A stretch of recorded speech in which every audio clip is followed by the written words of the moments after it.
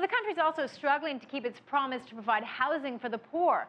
Now Venezuela is turning to an ambitious recycling program to fulfill those plans. Markovitz reports on a government plan to turn scrap metal into homes. Crushing cars, bikes, and junkyard scrap, the Venezuelan government is now getting creative as it tries to provide free housing to the country's poor. The plan fits into one of the most ambitious and popular programs from the late President Hugo Chavez, called the Great Venezuelan Housing Mission.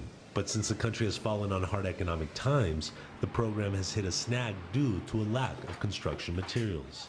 Now, the government is looking at recycling junkyard scrap.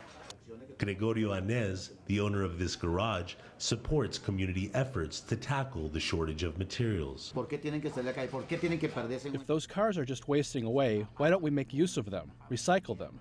And that's something I think is very important, that comes from a collective effort for the good of the country. We are doing this to make housing in Venezuela. The shortages of key inputs like cement and steel have slowed down construction significantly, especially in the housing sector.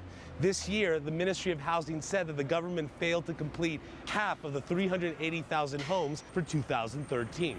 Many government critics blame Venezuela's housing shortage on the once vibrant steel industry, which has been in a sharp decline since its renationalization by Hugo Chavez in 2008.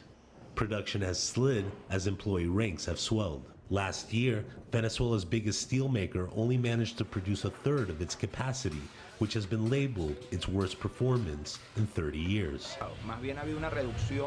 There has been a drastic reduction in the production of these inputs that has affected all construction in Venezuela. It's not good that you have to search through junkyards for construction. This isn't a recent crisis. It's been going on for years.